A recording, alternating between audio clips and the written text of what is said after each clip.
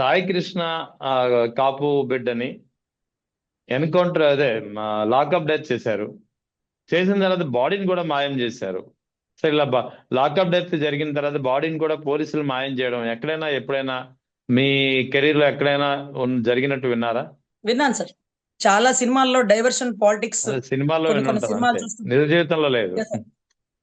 అసలు నిజ జీవితంలో ఎసే ఎన్నో కష్టాలు పడి కొన్ని సంవత్సరాలు ఢిల్లీలోనో హైదరాబాద్ లోనో ఉండి కుటుంబాలకి దూరంగా పరిగెత్తి పరిగెత్తి ఒక ఎస్ఐ చచ్చిపోతే అయినా కూడా ఇంకా ఎస్ఐ అదే పరుగుల పందెంలోకి వెళ్ళి కష్టపడి కొన్ని పగళ్ళు కొన్ని రాత్రులు సాక్రిఫై చేస్తే వచ్చిన పోలీస్ ఉద్యోగాన్ని ఒక రాజకీయ నాయకుడు కాళ్ళ కింద తాకట్టు పెట్టేస్తుంటే ఏమి విలువలు సార్ అవి. నిజంగా ఐ రియల్లీ రెస్పెక్ట్ సార్. ఆ డిపార్ట్మెంట్ లో ఇలాంటి వాళ్ళు ఎక్కడో ఒక ఒక ఒక 10 మంది ఉంటారు, కానీ 90% మంది ప్రాణాలకు తెగించి ఆ ఉద్యోగం చేయాలని అనుకుంటారు సార్. అంత ఉమ్, కష్టపడి చదివి తెచ్చుకున్న ఉద్యోగం సార్. 100 మంది అవును. ఎమ్మెల్యేలకైనా సమాధానం చెప్పగలడు ఒక కానిస్టేబుల్. అలాంటి ఉమ్, రాజ్యాంగం పుస్తకాలు, అలాంటి హిస్టరీ పుస్తకాలు, అలాంటి న్యూమరికల్ బుక్స్ ఇవన్నీ చదివిన వాళ్ళు. సో కానీ ఇక్కడ దారుణం ఏంటంటే డైవర్షన్ పాలిటిక్స్ లో విజయవాడ నడిబొడ్డులో కాపులు కాపులు కొట్టుకు చావడం కోసం వేసిన కుట్ర కోణం ఇది ప్రభుత్వ కుట్ర తప్ప దీంట్లో పోలీసోడు ఇగోకు పోయి చంపాడన్నది ఒట్టి మాట. ఒట్టి మాట. ఎందుకంటే ఆ నాగరాజు గారు గతంలో కోనసీమ జిల్లా నుంచి వచ్చినాడట అని విన్నాను. అయితే అవును, అతను కోనసీమ వాస్తవుడు ఆయన పోస్టింగ్ లోనే ఎక్కువ కృష్ణా జిల్లాలోనే సాగినాయి.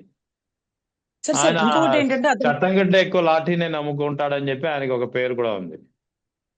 అఫ్ కోర్స్ సార్ అవన్నీ ఉంటాయి. ఎందుకంటే ఉమ్, ఆ ఆసియన్ సినిమాలో రాజశేఖర్ని చూసి ఎంతో మంది పోలీస్ ఆఫీసర్లు అవుతుంటారు. రామిరెడ్డిని లాగా రోడ్డు మీద కొట్టుకుంటూ తీసుకెళ్లాలనే డ్రీమ్ తోనే ఉంటారు. సో ఇటువంటి అప్పుడు కొడతాడు, పైశాచికంగా కొడతాడు. అంతేగాని గతంలో ఎవరిని చంపలేదు సార్ నాగరాజు. నాగరాజు ఎవరిని చంపల, అంత రిస్క్ చేయరు, ఎవరు చేయరు సార్. ఈ మరి రోజు ఇక్కడ ఇక్కడ తెలంగాణ ఎవరు దిశగా కేసులు చంపుంటారు మరి సాయికృష్ణని? చంపింది అతనే, ఓకే, చంపింది అతనే 100కి చంపించింది 200%. కానీ ఎవరు ప్ర- చెప్తే, అదే అడుగుతున్నాం. ఎవరు చెప్తే చంపారు? కూటమిలో ఏ ప్రభుత్వం, అంటే కూటమి మొత్తం కాదండి పాపం, ఏదో ఒకరు అంటే అంటే బలమైన ఇక్కడ పార్టీ వారు. అంటే ఒక్క నిమిషం మేడం, అంటే ఇక్కడ మీరు చెప్పిన దాని ప్రకారం చూస్తుంటే సిఐ నాగరాజు ఏదో ఆవేశంగా అతను కొట్టడం వల్ల అతను చనిపోలేదు, వాంటెడ్లీ అతని హత్య జరిగింది అంటున్నారు మీరు.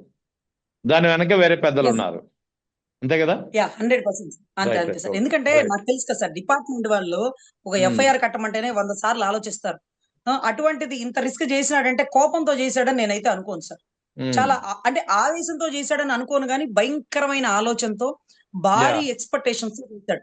ఎందుకంటే ఇవాళ రోజు 15వ తారీఖు వాయిదాకే అతను ఆ వ్యక్తిని ప్రొడ్యూస్ చేయమని కోర్టు స్ట్రిక్ట్ ఆర్డర్లు ఇచ్చిందండి. High court habeas corpus, writ of mandamus లాగా హెబియస్ కార్పస్ పిటిషన్ వేసి నువ్వు అరెస్ట్ చేసినావు కదా, కోర్టులో ప్రొడ్యూస్ చేయకుండా ఏం చేస్తున్నావు అనే దానికోసమే హెబియస్ కార్పస్ సార్.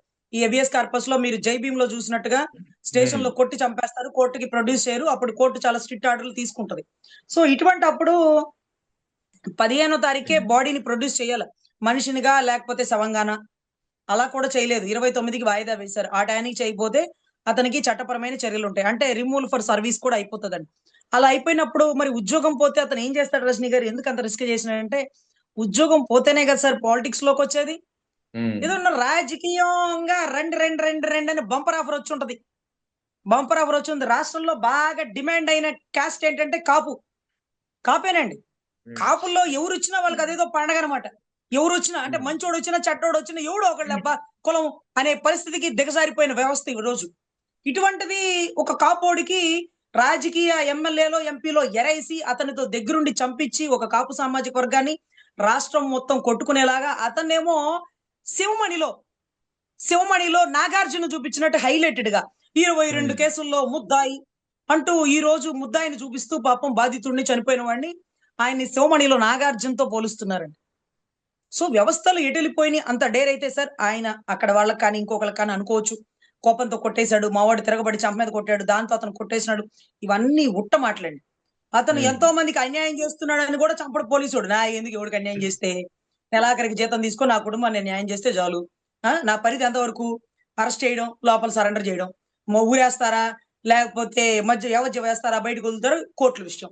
సో ఇంతకు మించి ఏ పోలీస్ ఆఫీసర్ రిస్క్ చేయడండి. చేశాడు అంటే భారీ ఎక్స్పెక్టేషన్, బంపర్ ఆఫర్లు, వీటన్నిటితో కూడే ఉంటది కానీ దీంట్లో ఉండకూడదండి. ఇంకొకటి ఏంటంటే సార్, కులం ఎందుకు వస్తుంది రజనీ గారు దీంట్లో అని మళ్ళీ మన మన మహారెడ్డి గారు బయటకు వచ్చేయించాము. కొంతమంది ఎవరన్నా బయటకు వచ్చినప్పుడు మనం చెప్పొచ్చు, సరే చనిపోయినోడికి కులం ఏంటని మేము అనమమ్మా, చంపినోడికి కూడా కులం అని మీరు చూడకండి అమ్మా.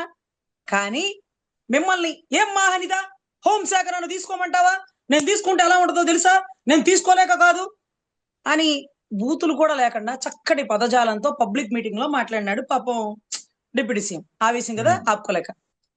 అప్పుడు మందకృష్ణ మాదిగన్న ఎందుకు వచ్చినాడు, మీరు మాదిగ కమ్యూనిటీ అని మాకే తెలియదే, మీరు క్యాస్ట్ బై ఎస్సీ అనే మాకు తెలిసే, ఎస్సీలో మాలా మాదిగలో మీరు మాదిగని కూడా మాకు తెలియదే.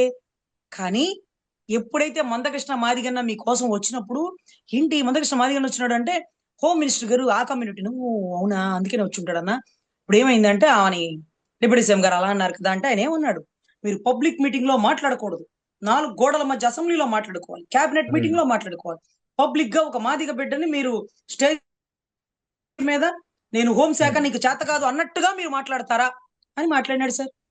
ఎందుకు వచ్చింది ఆవిడ కులం, ఎందుకు వచ్చింది ఆవిడ కులం? అప్పట్లో ఆవిడ ఇంట్లోంచి హౌస్ అరెస్ట్ చేసి బయటికి రానిపోతే ఒక మాదిగ బిడ్డ మీద ఈ మాదిరిగా దాడి చేస్తారా మీరు? మాదిగ బిడ్డ కూడా కాదండి, అది ఎప్పుడు నేను అసలు ఆ పదం కూడా వినలేదు. ఆవిడ ఆ మందకృష్ణ మాదిగ వచ్చినప్పుడే ఒక దళిత బిడ్డ మీద మీరు బయటికి రానివరా? ఒక దళిత బిడ్డ అతన్ని ఎవరినో చంపేసినారు, అప్పుడు కులం ఎందుకు వస్తుందమ్మా? మీకు దళిత అనే కులం వస్తున్నప్పుడు మేము కూడా క్యాస్ట్ బై కాపు కదా, కాపు అని మా కులం చెప్పుకున్నామమ్మా. మీ కులం తీసుకురాట్లా, అతను కాపు కదా అందుకని కాపు చెప్తున్నాం. ఒక దళిత సుబ్రహ్మణ్యం అని అదేదో ఇంటి పేరు పెట్టినట్టుగా మీరు చూపించల్లా ఏం తల్లి, మీరు చూపించట్లే. అలాగే కాపు గాదె సాయి కృష్ణ మేము కూడా చెప్పుకుంటామమ్మా. చంపినోడు కాపే, మా దరిద్రం మా దౌర్భాగ్యం, మా వాళ్ళనే చంపించి విజయవాడ కొట్టుకు సావడం కోసం మీ నాయకుడు వేసినటువంటి రాజకీయ కుట్రకోణం. లేకపోతే అందరు నేరగాడలాగా చెరువులో పడి చంపేయగలరు, చచ్చిపోయాడు అవమానంతో బాధతో అని చెప్తారు. కానీ కొట్టుకు చచ్చేలాగా మా లాంటి వాళ్ళ ఉడుకు రక్తాన్ని రెచ్చగొట్టేలాగా మా వాళ్ళను చంపుతారా? మా మీద దాడి చేస్తారా? మీ గెలుపు కారణమైన మేము ఈ రోజు మీతో చంపబడాలా అని మా లాంటి వాళ్ళు తిరగబడాలని మా ఆవేశాన్ని రెచ్చగొట్టి ఆఖరికి కులం చిచ్చు పెడుతుంది రజనీ గారు. ఏం పెట్టినావమ్మా, దళిత సుబ్రహ్మణ్యం అని ఎలా ఉందో కాపు గాదే కృష్ణ, కాపు గాదే సాయి కృష్ణ, ఏమ్మా తల్లి అచ్చంగా అదే కదా ఉంది. అట్లా అట్లా పేరు పక్కన కులం పెట్టుకోవాలి. ఇంత జరుగుతుంటే పవన్ కళ్యాణ్ డిప్యూటీ సీఎం అసలు ఎందుకు స్పందించలేదంటే ఏం చెప్తారు మీరు? మీకు నమస్కారం సార్, ఆయనకి కులానికి సంబంధం లేదు. చచ్చిపోయిన లేకపోయినా డిప్యూటీ సీఎం కదా, ఆయన స్పందించాలి కదా మేడం. సార్ అసలు హోంశాఖ స్పందించాలి, నువ్వెవరు స్పందించడానికి అన్నట్టుగా మందకృష్ణ మాదిగన్న ఎదురుంటే ఆవిడ చూసుకునేది నువ్వు చూసుకునేది అన్నట్టుగా ప్రశ్న అడిగినారుగా పాపం. అప్పటి నుంచి ఆయన హోంశాఖలో తలకాయ దూర్చట్లేదు సార్. ఆయన కూడా చాలా అవమానంతో ఆవేశంతో నాకెందుకు ఆమె శాఖ ఆమె చూసుకుంటది అనే పరిస్థితిలో ఉన్నాడేమో. కొన్ని చనిపోయినోడు కాపు కదా, అయ్యా చూడయ్యా నీ కోసం ఓట్లు వేయించినానయ్యా, నేను జనసేనకు పనిచేసినానయ్యా, నేను కాపు లీడర్ అయ్యా అంటూ ముళ్ళపూడి నాగేశ్వరరావు గారు పుసిక్కిన ఆయన దగ్గర పోతారేమో. ఏమయ్యా నేను చెప్పానా నేను కాపుకు న్యాయం చేస్తానని? నేను చెప్పానా నేను కాపుల కోసం పెట్టిన పార్టీ కాదు, కాపులకు న్యాయం చేస్తాను, నేను అందరికీ చేస్తా, అందరితో పాటు మీరు క్యూ లైన్ లో నుంచో లాస్ట్ బెంచ్ లో పోయి అంటాడేమో సార్. దయచేసి ఇతను కాపు సార్ మీరు చెయ్యండి సార్ అని అడిగితే అడగాలంటే కూడా ధైర్యం సరిపోవట్లేదు సార్. కానీ విజయవాడ సెంటర్ లో సార్ కృష్ణలంక పరిసర ప్రాంతాల్లో గతంలో సార్ ఒక రిక్షా వాడు ఒక దొంగతనం చేసినాడని ఒక కేసులో అతను అరెస్ట్ చేసినారు సార్. చేస్తే అతన్ని కుక్కను కొట్టినట్టు కుళ్ళబొడి చేసి చంపేసినారు sir. Lockup death, first time lockup death. అయితే అప్పుడు రంగా గారిని అడిగినారు, అడిగితే ఏంటండి అది అతను రిక్షా వాడిని చంపేసిన వాడు దొంగరంగా, వాడు దొంగోడు, ఆ చంపక ఏం చేస్తారు, బలంగా కొట్టాడు చచ్చాడు, ఏందంట ఏముంది వెనకాల మాట్లాడడానికి? అదేంటి సార్ ఒక దళితుడు అలా రిక్షా వాడిని చంపేయడం ఏంటి, దొంగతనం చేస్తే మీరు అరెస్ట్ చేయాలి, జైలు వేయాలి, బెయిల్ మీద బయటికి రావాలి, మళ్ళీ వాడు పొట్టపోసుకొని వాడు పని చేసుకోవాలి, వాళ్ళలో మారు మనసు రావాలి, మళ్ళీ వాడు దొంగతనం చేయకుండా చేయాలి, కానీ చంపేయడం ఏంటి సార్ అంటే ఎవరు మాట్లాడతారు రంగా వాళ్ళ వెనకాల అంటే. అప్పుడు దళితుల వైపు నిలబడి ఆ రిక్షా వాడి కోసం ఆ శవాన్ని అక్కడ పెట్టి ఒక రోజంతా కర్ఫ్యూ చేసి ఆ కుటుంబానికి నష్టపరిహారం ఇప్పించి ఆ చంపేసిన పోలీస్ ఆఫీసర్ మీద చర్యలు తీసుకునే వరకు నిలబడ్డవాడు వంగవీటి మోహన్ రంగా మా నాయకుడు. నేను సగర్వంగా ఇప్పటికీ ఎప్పటికీ ఆయన పేరు తప్ప ఇంకెవడు పేరు చెప్పాను సార్, ఇంకెవడు లేడు సార్, నాయకుడు లేడు, తొక్కతోలు ఇవన్నీ ఏం లేదు, అంతరించిపోయింది. తర్వాత కేరళకి సంబంధించిన మురళీధర్ అని ఒక నేవీ ఆఫీసర్ ని కూడా ఇక్కడికి తీసుకొచ్చి కుక్కను కొట్టినట్టు కొట్టి చంపేస్తే అప్పుడు వ్యాస్ గారికి రంగా గారికి అయిన గొడవ అక్కడ బాగా బలపడిందంట సార్. ఎందుకంటే నీకెందుకు రంగా చూసి చూడనట్టు పో, దీంట్లో ఎస్పీ గారు చాలా స్ట్రిక్ట్ గా ఉన్నారు, వ్యాస్ గారు అది కావాలనే చేసినారులే, నీకెందుకంటే అదేందన్నా తప్పు చేసి అరెస్ట్ చేసి లోపలేయాలి కానీ మన విజయవాడ పరిసర ప్రాంతాలు ఈ ఊరిను తీసుకొచ్చి ఏడ చంపడం ఏంటి, ఇక్కడ ఇలా చంపితే రేపు రెండో వాడు భయపడిపోతాడన్నా, లాకప్ డెత్ ఎప్పుడు ఉండకూడదన్నా, ఒకరిని చంపినప్పుడు ఆపకపోతే అదే చెయ్యి వాటం బిగిన్ చేస్తే ఆ చెయ్యెత్తే పోలీసోడికి చంపే లాఠీలకి అడ్డు అదుపు ఉండదన్నా, మనం తిరగబడాలి. చంపేసినోది కేరళ వాడైనా చంపింది విజయవాడలో లాకప్ డెత్తులు రిక్షా వాడిని చేయకూడదు, డబ్బున్నోడిని చేయకూడదు, ఏ కులపోడిని చేయకూడదని ఎక్కడో కేరళకి సంబంధించిన నేవీ ఆఫీసరు మురళీధర్ కోసం వాకిట్లో కూర్చొని శవాన్ని అక్కడ పెట్టుకొని అదే ధర్నా చేసి ఆ కుటుంబ సభ్యుల్ని పిలిపించి ఆ కుటుంబానికి న్యాయం చేసినప్పుడు దాని ఆంతర్యం ఏంటంటే ఒక లాకపు డెత్తుని చూసి చూడనట్టు పోతే అదే వాటం అలవాటైతే కృష్ణలంకలో లాకపు డెత్తులు, విజయవాడ నడిబొడ్డులో ఈ చంపడాలు చచ్చిపోవడాలు ఎక్కువ అవుతాయి సార్ అని అక్కడ ఆపగలిగినాడు సార్. అక్కడ కులం చూడాలా, మతం చూడాలా, ప్రాంతం చూడలేదు సార్. అట్లాంటి నాయకుడు వారసులం మేము అని సగర్వంగా చెప్పుకుంటాం కానీ ఈ మధ్యలో వచ్చిన తోక పేర్లు ఎప్పుడు చెప్పం సార్. తోక పేర్లు చెప్తే మా విలువలు పోతాయి. అప్పట్లో ఉండేవాడయ్యా మా కుల్లో ఒకడో తిరగబడతాడయ్యా, ఎంత నేను ఎదిరిస్తాడయ్యా, పోతే పోయాడు, చరిత్రలో మిగిలిపోయాడని చెప్పుకుంటాం. ఈ మధ్యలో ఉప్మాలు కరేపాకులు మేము చెప్పుకోం సార్. సో ఇటువంటి పరిస్థితుల్లో దీన్ని ఇక్కడతో కట్ చేయకూడదు, దీనికి గల్ల అధికారిని యూనిఫామ్ వేయనీయకూడదు అనేది ఎంత ఇంపార్టెంటో గట్టిగా ఫైట్ చేయాలి. ఇలాంటివి రిపీట్ కాకూడదు అనడానికి 29 వాయిదా ఉంది సార్. 29 వాయిదా అయిపోయాక కోర్టు అంటే ప్రభుత్వాలు పార్టీలు ఏ ఎండక గొడుగులు పట్టేస్తాయి కాబట్టి మనం చెప్పలేం గాని న్యాయస్థానాల మీద నమ్మకం ఉంది కాబట్టి ఖచ్చితంగా నాగరాజ్ కి చట్టపరమైన చర్యలు తీసుకుంటారు. గతంలో తెనాలిలో కూడా ఒక గంజాయి తాగినోడిని కింద పడేస్తే కుక్కని కొట్టినట్టు పోలీసు వాళ్ళు కొడుతుంటే గంజాయి తాగేళ్లే అందుకే కొట్టారులే అనుకున్నారు. ఈ రోజు చూడు గంజాయి తాగేళ్లే ఆఖరికి చంపేశాళ్లే అనుకున్నారు. గంజాయి పంట అరకు పరిసర ప్రాంతాల్లో పండుతుందని గత ప్రభుత్వంలో తెలంగాణ పోలీసు ఆఫీసర్లు నిర్ధారించారు. అప్పుడు మేము చాలా గట్టిగా ప్రశ్నించినాం.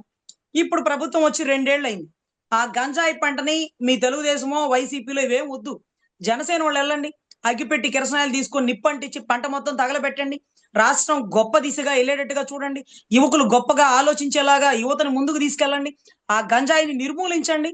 అవన్నీ చేయకూడదులే రజనీ గారు, మనం ఏం చేయాలో వాళ్ళు చెప్తారు పెద్దవాళ్ళు, దాని ప్రకారం మనం చేసుకుంటూ వెళ్ళిపోవాలి. ఈ పరిస్థితికి వచ్చేసిందండి. కానీ తప్పదాగి రోడ్డు మీదకి వచ్చిన ఎమ్మెల్యే చింతమనేని ప్రభాకర్ మీద ఏం యాక్షన్ తీసుకున్నారో కానీ అతను ఏ ఇంటికి వెళ్ళి దాడి చేసినాడో ఆ న్యాయవాది మీద కేసులు కట్టారండి. అదృష్టం ఏంటంటే అతను పెట్టింది పోలీస్ స్టేషన్ లో కాదు కోర్టులో కాబట్టి జడ్జికి కూడా ఆశ్చర్యం అయిందండి. ప్రజాస్వామ్యం ఎలా నడుస్తుంది, ఇలా నడిచేది. ఇవాళ ఆయన రేపు నేను. కులం పేరు తెచ్చారు రజనీ గారు, చంపేసినోడికి ఏంటి కులం అంటారు. అమ్మా హోమ్ మినిస్టర్ గారు మందకృష్ణ మాదిగన్న మీకోసం వచ్చి నిలబడచ్చే, మిమ్మల్ని ఇబ్బంది పెట్టినప్పుడల్లా దళిత బిడ్డ మీద ఇబ్బంది అంటారే, మీకు దళిత సుబ్రహ్మణ్యం అని ఎలా చెప్పుకుంటున్నారు, కాపు గాదె సాయి కృష్ణ అని మేము చెప్పుకుంటాం. దానికి మీరు ఎలాంటి యాక్షన్ ఆమె తీసుకున్నా పర్లేదు, అది ఓపెన్ కులమే కదమ్మా, వాళ్ళ కులం వాళ్ళు చెప్పుకున్నారు. మీరు ఎక్కడో అదేంటది ఎక్కడో ఒక బీసీ బిడ్డని చంపేసినారు అని చెప్పి కూడా చెప్పుకున్నారు సార్. అలా ఏ కులానికి ఆ కులం ఉంటది కదా, వాళ్ళ పేర్లు ట్యాగ్ లైన్ పెట్టుకుంటారు కదా. అలా కూడా మాది అటు పెద్ద కులానికి చెందదు, ఇటు చిన్న కులానికి చెందదు, అటు ఇటు కానీ మా కులమైనటువంటి కాపు కులాన్ని మేము కాపు గాదె సాయి కృష్ణ అని చెప్పుకుంటాం అమ్మా. కావాలంటే మీరు కూడా చంపినోడు మీ ఓడని చెప్పుకోండి, ఏముంది దాంట్లో తప్పే ఉంది. మా ఓడైతే మాత్రం తప్పు చేసినోడు కులం ఎక్కడిది, ఇతన్ని కూడా సమర్థించాం సార్. అరెస్ట్ చేయండి, జైల్లో పెట్టండి, రిహాబిటేషన్ సెంటర్లకి లెటర్ పెట్టి అతను చిన్న కుర్రోడు సార్, ఇలా గంజాయికి బానిస అయిపోయాడు సార్, అతనికి ట్రీట్మెంట్ ఇప్పండి సార్ అని లెటర్ పెట్టి ఉండేదాన్ని. అతన్ని మారిపోయేలాగా, అతను మారు మనసు పొందేలాగా చేసి ఉండేదాన్ని. మర్డర్లు చేసిన వాళ్ళని కూడా జైల్లో వేసి కొట్టరు సార్. జైల్లో ఆ మర్డర్ చేయడానికి గల కారణాలు ఏంటి అంటూ వాళ్ళని దాంట్లో మారు మనసు పొందించడానికి సైకాలజిస్టులను లోపలికి పంపిస్తారు సార్. రిహాబిటేషన్ సెంటర్లు ఉంటాయి సార్. తాగి మద్యం మత్తులో మర్డర్లు చేసిన వాడికి రిహాబిటేషన్ సెంటర్లు ఉంటాయి, గంజాయి డ్రగ్ బాధితులకు రిహాబిటేషన్ సెంటర్లు ఉంటాయి. తప్పు చేసిన వాళ్ళ చంపుకుపోవడానికి మనం సౌదీలో పుట్ల భారతదేశంలో పుట్టాం. భారతదేశంలో పట్టుకున్నటువంటి కసబును కూడా మనం గోర్లు తీయలా కడుపు నిండా ఒక ముద్ద పెట్టి 7 ఏళ్ల తర్వాత ఉరి తీసేటప్పుడు భారతదేశానికి రుణపడి ఉంటానని కసబు చెప్పి పోయి ఉంటాడేమో. ఎందుకంటే ఆ దేశంలో ఆర్మీ వాళ్ళని ఎవరైనా పాకిస్తాన్ లో పట్టుకుంటే సార్ వాళ్ళు వికృత చర్యలతో గోళ్లు తీస్తుంటారట పాపం మన ఆర్మీ ఆఫీసర్లని. కానీ పాకిస్తానీ వాళ్ళని మనం పట్టుకొని తెచ్చినప్పుడు, తీవ్రవాదులను పట్టుకొని తెచ్చినప్పుడు మనం అలా చెయ్యం సార్. ఇది మన భారతదేశ సాంప్రదాయం అంటూ వాడు కడుపు నిండా పెట్టి వాళ్ళు ఊరేస్తాం. అది 6 ఏళ్ళవని 7 ఏళ్ళవని మళ్ళీ అతని తరపు వాదన కూడా వినిపించే అవకాశం ఇస్తాం. అంత గొప్ప భారతదేశంలో పుట్టి విజయవాడ నడిబొడ్డులో నువ్వు నిర్దాక్షిణ్యంగా 22 ఏళ్ల పసికందుని నువ్వు ఊరేసి చంపేసినట్టుగా నువ్వు లాకప్ డెత్ చేస్తావా? కొట్టుకు చావాలి మరి ఇక్కడ కులం. సో దయచేసి ఇది పూర్తిగా Right. రాజకీయ కుట్రకోణమని నేనైతే భావిస్తున్నాను సార్.